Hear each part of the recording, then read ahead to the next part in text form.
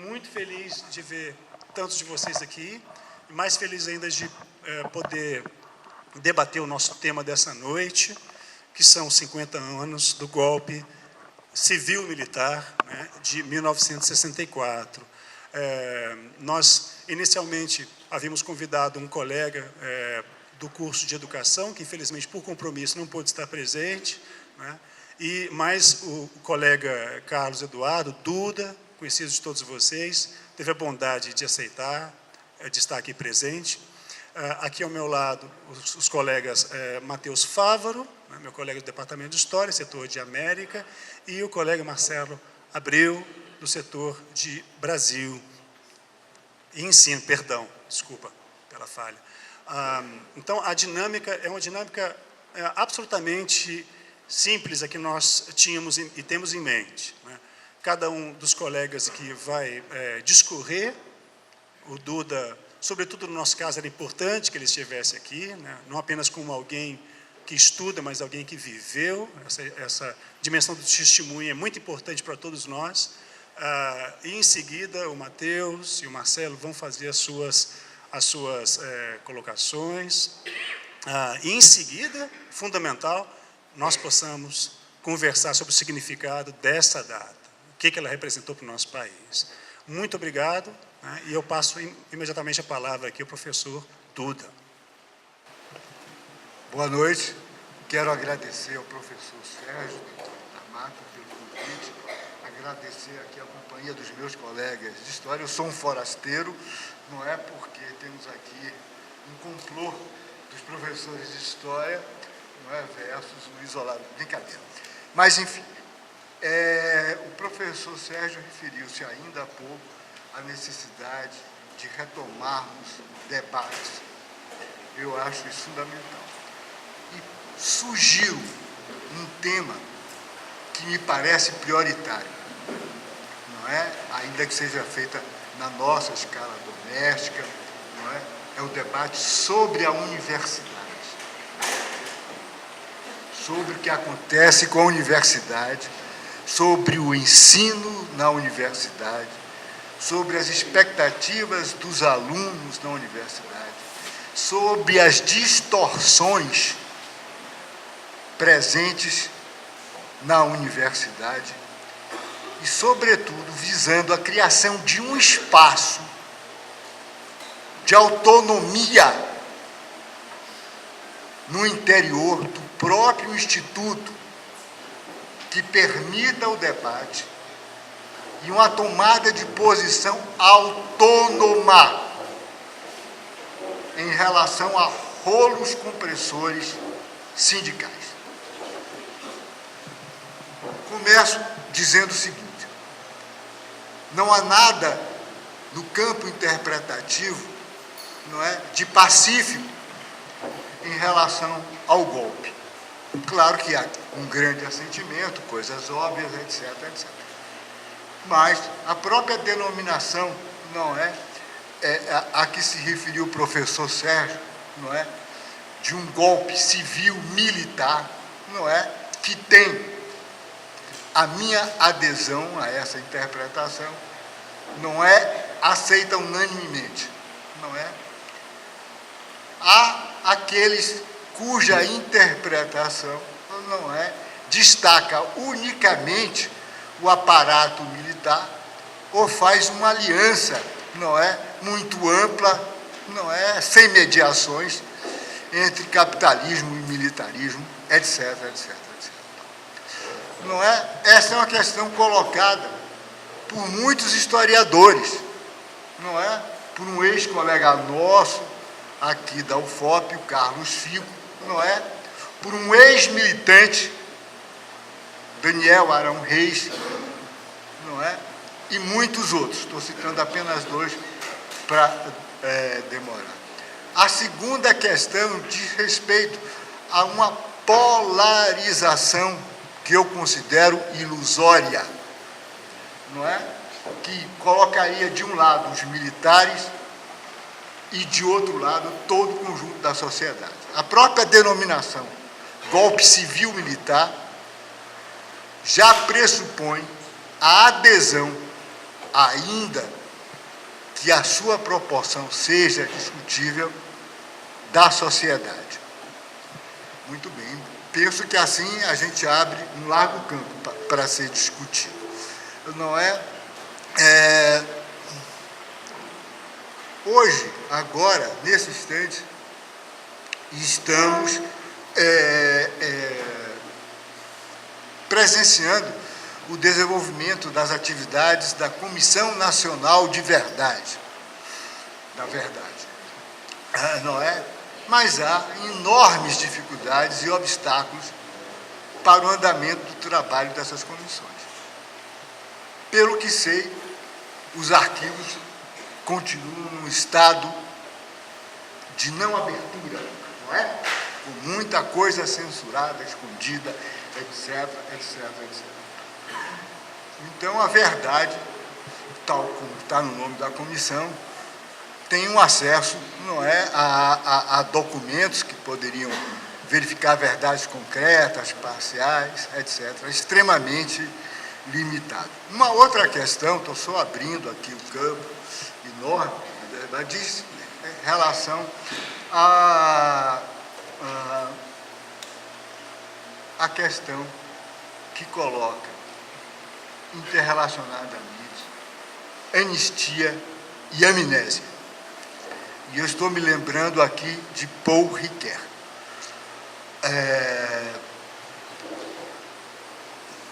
A anistia, baseando-me em Ricoeur e em outros, não é? Pressupõe definições, o que foi feito, quem fez, não é? Apuração de responsabilidades. Tais e tais fizeram tais e tais coisas, em tal e tal situação.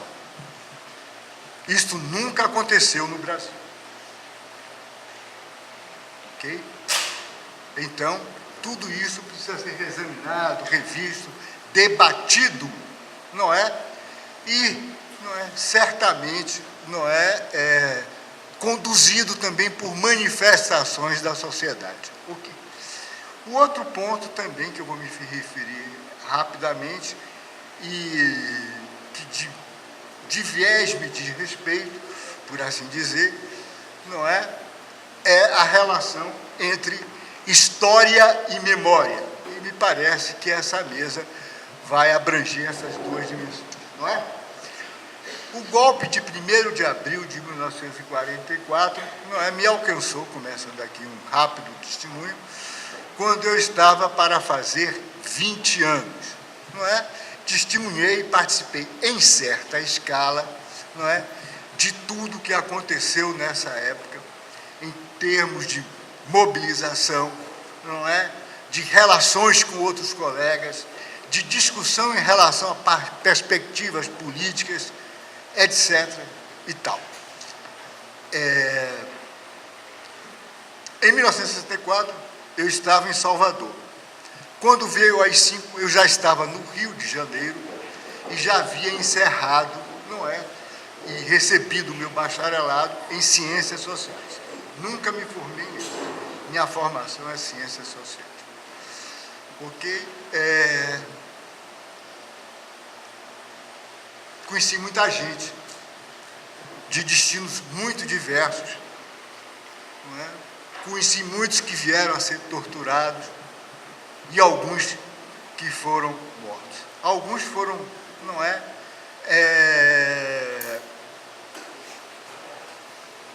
de convivência muito próxima, outros de convivência mais distante, mas sempre colegas, não é, ali da Faculdade de Filosofia da Universidade da Bahia.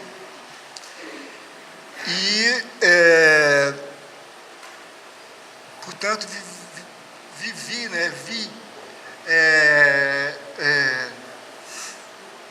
o golpe civil-militar e a instalação da ditadura militar a partir de dois ambientes distintos, não é?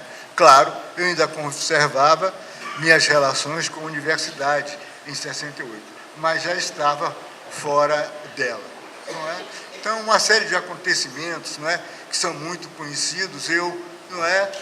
Estava, às vezes, lá, fisicamente lá, onde eles aconteceram, como foi o caso do assassinato do estudante Edson Luiz, não é? Numa manifestação de protesto, não é? Passeata dos 100 mil. Não é? Convivi com muita gente, me lembro até hoje, para destacar alguma coisa, de uma conversa com um cara, com um colega meu, que eu conhecia há pouco, que era muito inteligente, e que pertencia, naquela época, a Polop. Não vou dizer o seu nome, mas ele foi o único que me disse a seguinte coisa: certamente ele não tinha certeza absoluta do que estava falando, mas destoava de todos os outros, porque ele me disse: Duda, isso vai demorar muito tempo. Então, era só para abrir aqui a palestra. Obrigado, Duda.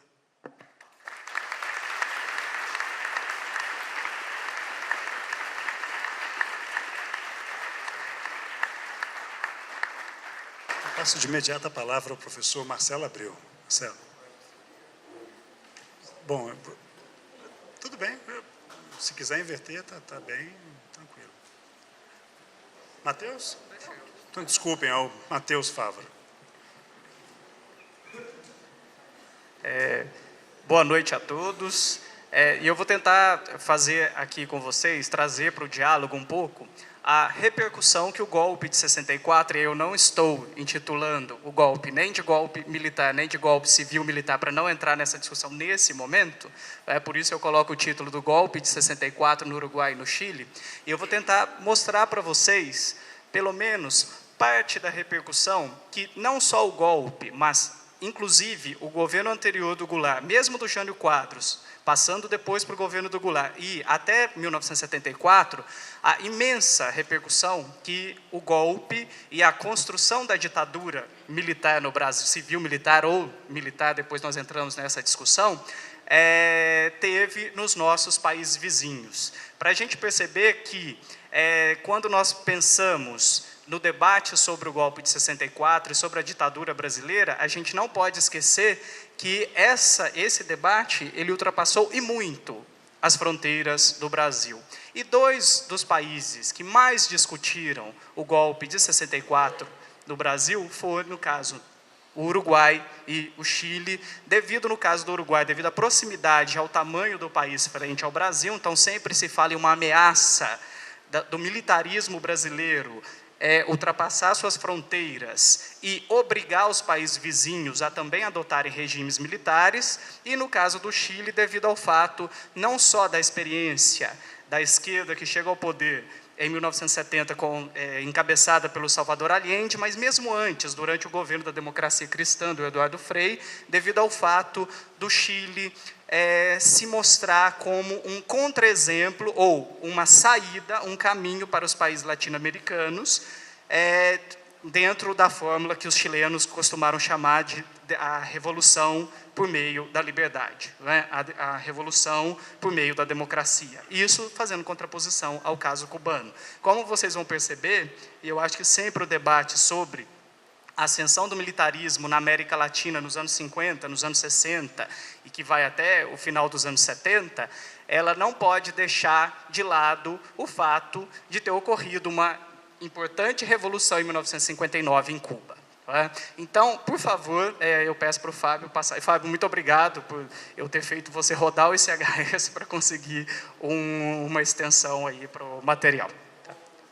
Tá bom, muito bem, sem problemas.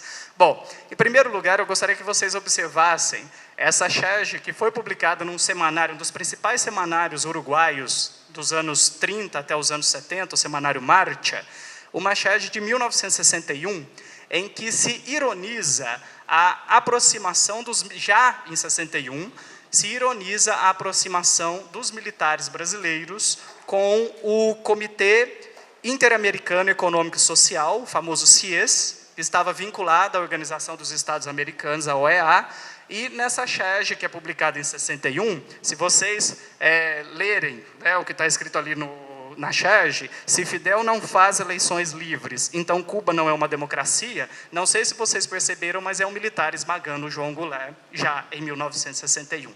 Então, já há uma difusão de um perigo dos militares tomarem o poder no Brasil a partir do momento em que há a renúncia do Jânio Quadros. Por favor, Fábio, passe para a próxima. Aí vocês veem uma capa desse semanário Marcha, que é de 23 de abril de 1963, em que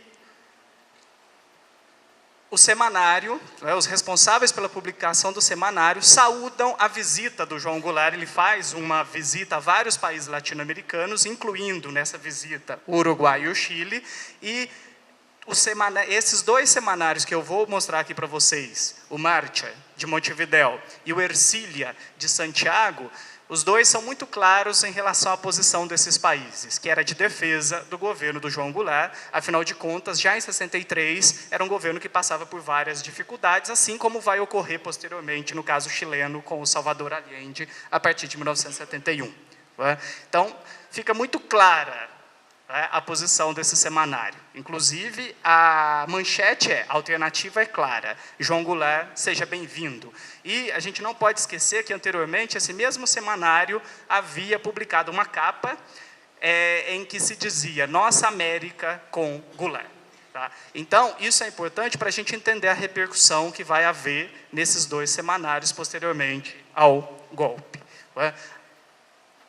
Antes de eu continuar, eu acho que é importante eu enfatizar que esses dois semanários publicaram inúmeras, muitas mesmo, incontáveis capas a respeito da situação brasileira, para mostrar que, apesar de que, até os anos 50, há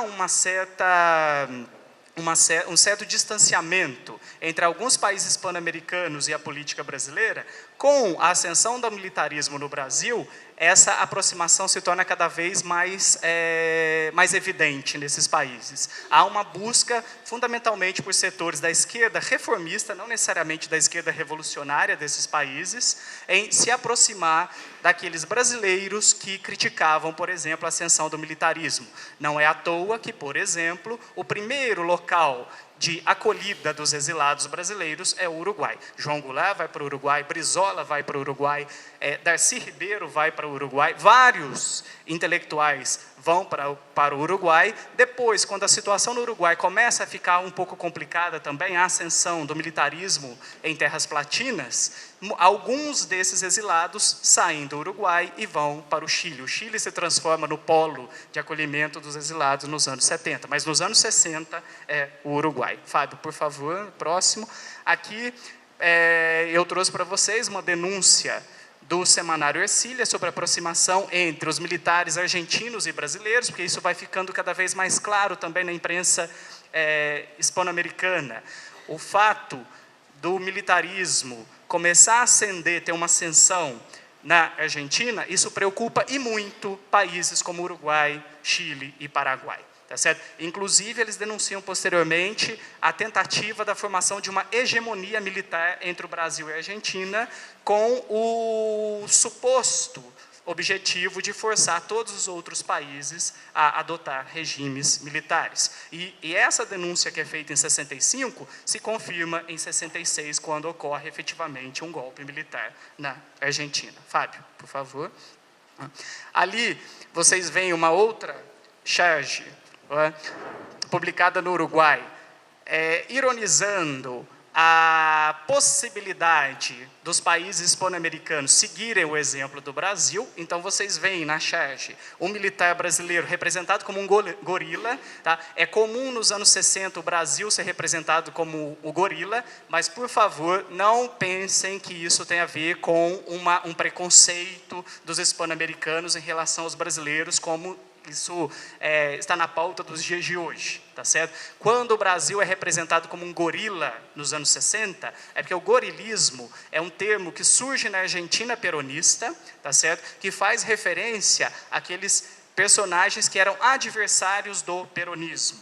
E nos anos 60, esse gorilismo passa a representar todos os militares da América Latina e todos os grupos que eram contrários a governos de esquerda latino-americanos, tá certo? Então, isso justifica a representação do Brasil como um gorila. E não é só o Brasil que está representado como um gorila, outros países pan-americanos também, e vocês veem que há o último personagem da Sherge é um uruguaio que ainda não é representado como um gorila, pois o Uruguai ainda não havia não havia sofrido o golpe que vai ocorrer somente em 1973. Tá? Por favor, Fábio, a próxima, eu vou tentar ir mais rápido para não extrapolar o tempo. Ali vocês veem uma charge que foi publicada também em 65 sobre o Castelo Branco, né, em que, ironicamente, o Castelo Branco é representado, né, na vida real como um gorila, e no espelho é que vocês identificam que o semanário está falando do Castelo Branco,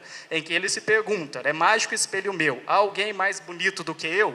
Ou seja, brinca também com o imaginário popular a respeito dos contos infantis, para passar a mensagem de que o governo militar brasileiro era extremamente perigoso não só para a população brasileira, mas para toda a América Latina, certo? A próxima, Fábio. Para mim, essa é a mais interessante de todas, né? Em que nós vemos também em 65 uma charge em que militares brasileiros, na orla de Copacabana, dá para vocês identificarem que ali está sendo representada a famosa Praia de Copacabana, o militar brasileiro está cortejando a República Uruguaia, né? E essa república, como vocês podem perceber, ela já é representada em andrajos, né, querendo passar a imagem de que a República Uruguaia estava em perigo, estava fragilizada, e ela quase se deixa seduzir por esse apelo brasileiro para que os militares assumissem o poder no Uruguai. Fábio, por favor, a próxima. Tá? Essa eu vou pular, pode pular, porque não vai dar tempo de falar, tá certo? Depois nós vemos que já em 66, o semanário, nesse caso o semanário chileno, confirma essa construção esse eixo, né, hegemônico militar do Brasil e Argentina, querendo chamar atenção para esses países vizinhos, que muitas vezes os caminhos eram sombrios. Né? Então, os dois semanários, nesse sentido, são dois dos principais semanários desses países, difundem essas imagens que acabam se confirmando posteriormente. Né? Fábio, próxima. Ali vocês veem, eu pulando para 1970 também, reportagens sobre o assassinato do Marighella, e também, aí eu peço para vocês olharem a segunda charge que eu acho mais interessante, em que se ironiza o fato de que no Brasil havia cada vez menos presos políticos, obviamente mostrando os presos políticos fazendo uma fila para serem exilados no Brasil.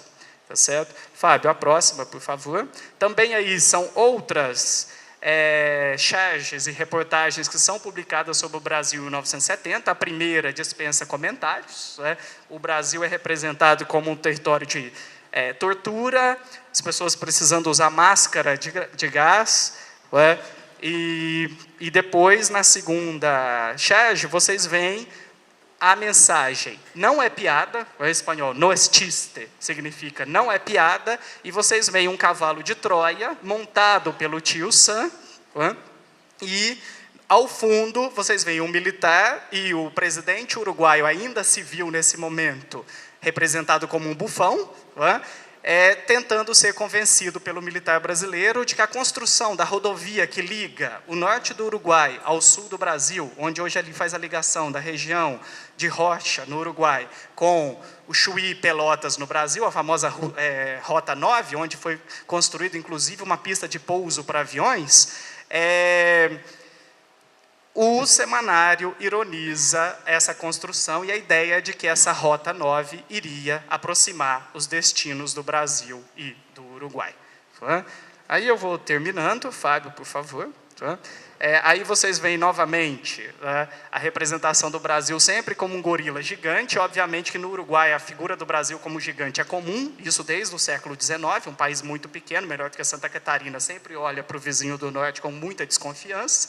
Então vocês veem a representação do Brasil como um grande gorila, prestes a esmagar a República Oriental do Uruguai, que é o símbolo que está... são as letras que estão no interior ali daquela margarita. Tá? Fábio, mais um. Aí esse eu deixo para depois. Que em 71 foi publicada uma entrevista muito interessante no Semanário Uruguaio, querendo mostrar para o público do nosso país vizinho quem era o grande Pelé. visto como o herói da América Latina em 1970, o grande herói do futebol latino-americano em 1970, inclusive no Uruguai, mesmo o Brasil tendo vencido o Uruguai na Copa. Então, o semanário tenta mostrar qual que é a outra cara do Rei Pelé, que na entrevista fala que no Brasil não tem ditadura, que os brasileiros são felizes, são alegres, estão contentes, que ele não sabe de nada que está acontecendo. E, obviamente, pela representação do Pelé na charge, vocês já sabem qual que é a outra cara do Rei Pelé. É uma chuteira também. Não sei se vocês perceberam que tem uma chuteira na cabeça do Rei Pelé. Tá? Bom, então, o que eu queria dizer para vocês, Fábio, pode ir para a última? Tá? Pode ir mais uma, por favor. O que eu queria dizer para vocês é que o golpe de 64, a repercussão do golpe de 64 nos países hispano-americanos foi extremamente dramática para os grupos de esquerda reformistas, mas não só para os grupos de esquerda reformistas. E só para vocês terem uma ideia do que o Brasil representava para os países hispano-americanos nesse momento, a última capa do semanário Marcha foi sobre o Brasil, em 1974. E após a publicação dessa capa, o semanário foi fechado, foi empastelado pelo governo já ditatorial do Uruguai. Termino por aqui. Obrigado.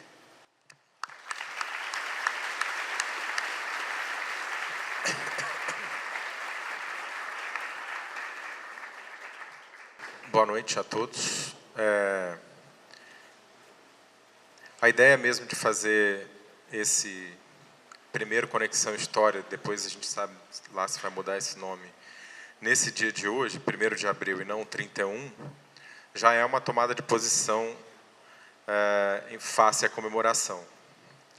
Porque já desde do acontecimento ele mesmo, ou seja, o golpe civil-militar de 64, há essa controvérsia de, afinal, ele aconteceu quando os vitoriosos, naquele momento, queriam já afirmar a data do 31 de março. Né? Vocês sabem que na nossa cultura, 1º de abril é o dia da mentira. Mas ele se tornou, para boa parte das pessoas, uma realidade imediata como acontecimento no 1º de abril. Então, afirmar 31 de março está para a ideia de afirmar 64 como uma revolução, assim como 1º de abril está para afirmar aquele evento como um golpe, como uma interrupção da democracia. Então, não é à toa que a gente escolheu o 1º de abril e não o 31 de março. Não é só porque terça-feira é melhor para fazer evento no CHS do que segunda. O que eu queria dizer é que a gente está aqui também no movimento comemorativo, não é? No sentido de retomar a etimologia mesmo de comemorar, que significa lembrar junto, não é? Tenho lido, e eu estava no Rio agora até hoje de manhã, hoje à tarde, acho que às 19 horas, aconteceu uma passeata em descomemoração ao evento, não é? A gente entende que, mas por que tem se usado isso na nossa política, nessa guerra de memória, digamos assim, contemporânea em torno do evento? É porque comemorar ficou muito associado a esse tom celebrativo, não é? Que acho que pela primeira vez desde a abertura, né, o governo, na verdade a presidenta, né, foi peremptória em afirmar que não era possível seguir comemorando esse evento da maneira como ele foi comemorado ao longo de todo o processo de abertura. Né? Eu lembro que em 94, bom, até recentemente, em 2004, por exemplo, né, havia esse movimento celebrativo, sobretudo nos quartéis. Né? Muito bem. O que eu quero pontuar aqui hoje é que a gente talvez esteja entrando num momento em relação a esse evento, não é? Em que a gente pode caminhar talvez para aquilo que o Duda colocou aqui rapidamente, né? Para uma justa memória em relação ao evento. Mas isso, o que eu quero também dizer é que, embora a gente siga lembrando, não é? E os esforços para seguir lembrando do evento, como estamos fazendo aqui, ou os esforços para para que essa justa memória aconteça, é preciso que se apure o que de fato aconteceu, é preciso que saiba alguma verdade em torno do que aconteceu, que se estabeleça alguma verdade, né, para a gente poder alcançar algum perdão. Embora todo esse esforço tenha sido feito, e a gente, por exemplo, conseguiu estabelecer uma comissão da verdade, essa política não é uma garantia de que a gente vai alcançar esse momento, não é? De uma memória justa. A gente corre o risco, não é? Ao lembrar, de participar de uma certa inflação de lembrança ou de memória que caracteriza o mundo contemporâneo, né? E que pode acabar se configurando em posições muito antagônicas, quase agonísticas, né? De uma posição sem solução. Isso também é um caminho impossível. O que eu quero dizer é que não existe garantia no lembrar, não é? Não existe garantia nem para um lado, nem para o outro, não é? Que a gente vai conseguir resolver esse acontecimento em relação à nossa política contemporânea também, não é?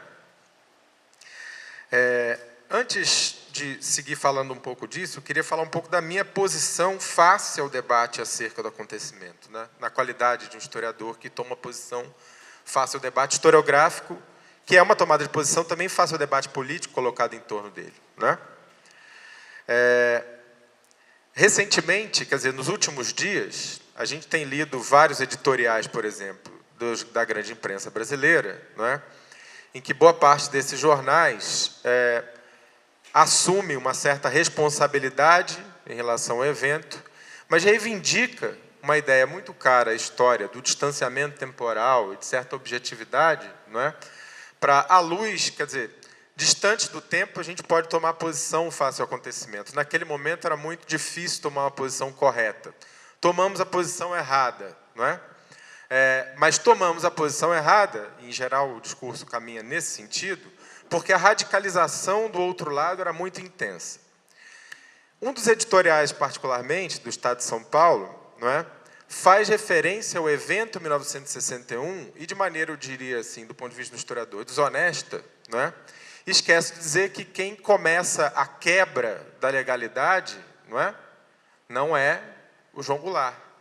É justamente quem queria evitar a posse dele, que era o presidente constitucional eleito. Então, nesse movimento de memória que os editoriais têm feito e que alguns historiadores brasileiros têm embarcado também, não aqueles que o Duda referiu aqui, não é? Há uma certa culpabilização do lado derrotado, em 64. Não é? Eu não vou ser também inocente, nessa tomada de posição, de dizer que não havia, de fato, essa radicalização. Mas não havia. E nenhum historiador, contrário à tese de que aquilo foi um golpe, evidenciou com tanta propriedade um clima efetivamente revolucionário de ruptura da ordem. Não existe uma desconfiança em relação à democracia representativa de parte a parte, eu sou obrigado a concordar com isso. Mas não existe um movimento organizado no sentido da tomada do poder, não é, por um grupo revolucionário. O que existia, e isso é comprovado, a gente tem que seguir os velhos protocolos da disciplina, era um movimento ascensional, não é?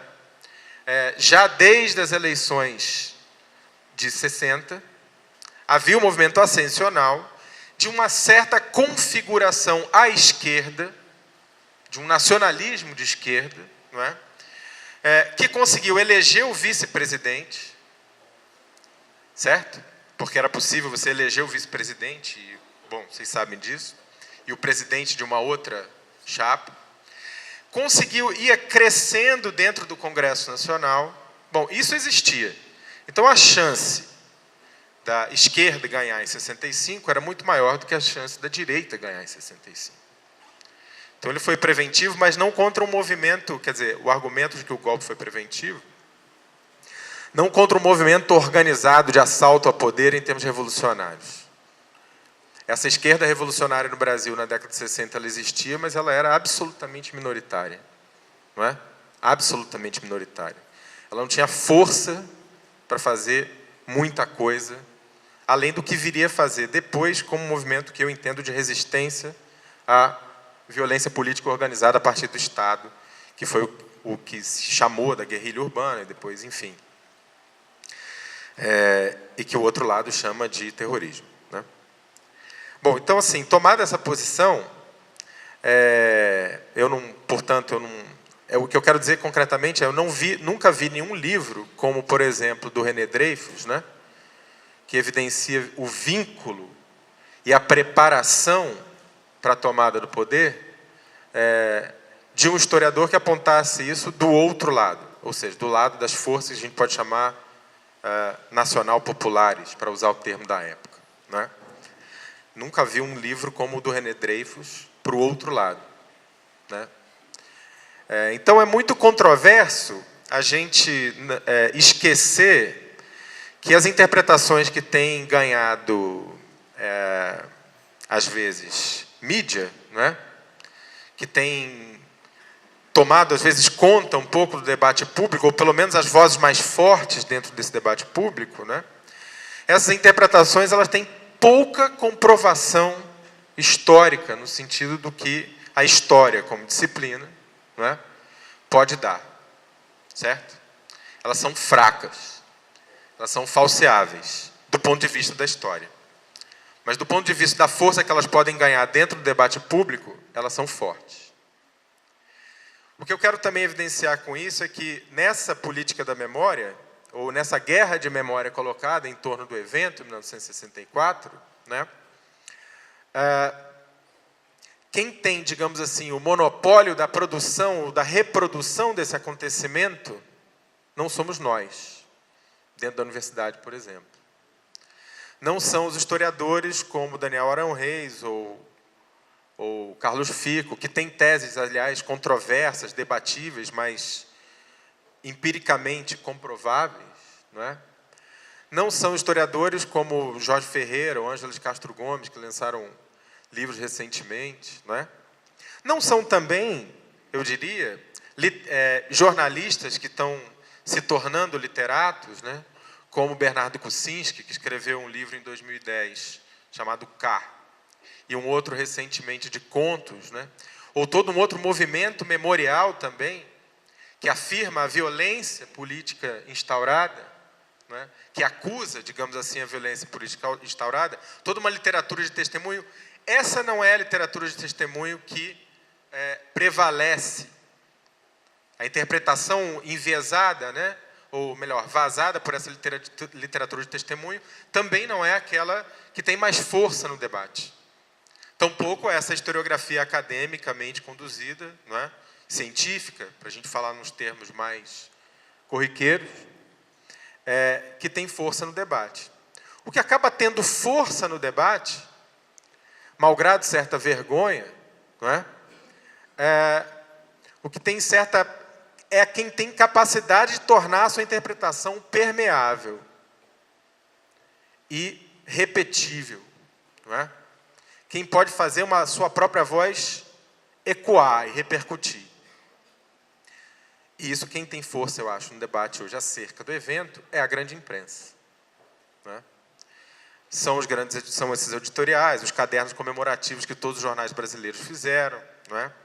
As grandes revistas semanais, eventualmente os programas de TV, que curiosamente tem, depende, se eu olhar para a TV aberta e para a TV fechada, as posições já são diferentes, porque elas se dirigem para públicos diferentes, né? Então, assim, também nesse regime de repercussão que governa, digamos assim, eu diria, a celebração do evento, ou a comemoração do evento, né? Esse regime de repercussão ele também tem públicos muito dirigidos, muito específicos. Não é? Uma coisa que a gente tem que se perguntar é quem lembra, quem está envolvido nesse movimento de recordação. Para a gente também viabilizar ou pensar a força que isso pode ter, e aí eu vou caminhando para encerrar, para apontar problemas nossos, contemporâneos, não é? Problemas do presente que tem relação com esse passado, não é? Mas que não são absolutamente explicáveis por uma compreensão desse passado. Esse passado pode nos ajudar a compreender, por exemplo, não é? Por que a polícia militar segue sendo militar. Esse passado pode nos ajudar a compreender pode nos ajudar a compreender, mas não é suficiente para compreender porque a tortura é algo ainda sancionado, não é legalmente sancionado, mas é socialmente aceito em certas situações e para determinados grupos. Por que, por exemplo, não é? A Justiça do Rio de Janeiro, nesse final de semana, aprovou uma coisa meio estapafúrdia, que é um mandato de busca e apreensão coletivo, sem direção específica, contrariando um dos fundamentos do que é o Estado Democrático de Direito, que é a inviolabilidade do lar das pessoas, a não ser que ela seja efetivamente suspeita de alguma coisa, para ocupar um complexo de favelas no Rio de Janeiro, o Complexo da Maré. Esse passado não explica totalmente, ele só nos ajuda a compreender porque que esse mesmo evento, né, esses eventos contemporâneos, aí, no caso do Rio de Janeiro, de ocupação dos morros, etc., ele é imediatamente narrado como um evento histórico, e como um evento histórico de libertação dessas comunidades do jugo do tráfico. Olha, eu posso até concordar com isso, não é? Mas esse movimento de transformar, por exemplo, a ocupação do alemão a ocupação histórica, ou a maior ocupação histórica, agora vai ter um filme também, não é? Já realizada numa favela carioca. Quer dizer, o evento ele já nasce se celebrando. Esse evento oculta uma série de coisas que são o fundamento, por exemplo, da política de segurança no Rio de Janeiro. Ora, para terminar mesmo, é necessário que a gente lembre, é necessário que a gente reconheça a nossa capacidade de fazer com que essa lembrança, que a gente construa uma lembrança, no sentido de caminhar para uma memória justa, e qual lugar que a gente tem nos regimes de repercussão e de produção dessa celebração ou dessa comemoração como acontecimento contemporâneo.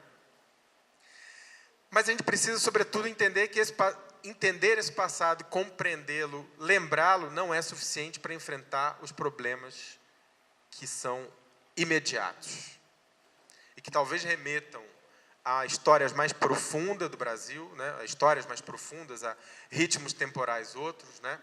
Talvez remetam a situações próprias do presente, desse presente que a gente está vivendo. Então, o que eu queria deixar aqui, finalmente, era esse convite para a gente pensar e lembrar 1964, mas não ficar aprisionado no evento. Obrigado.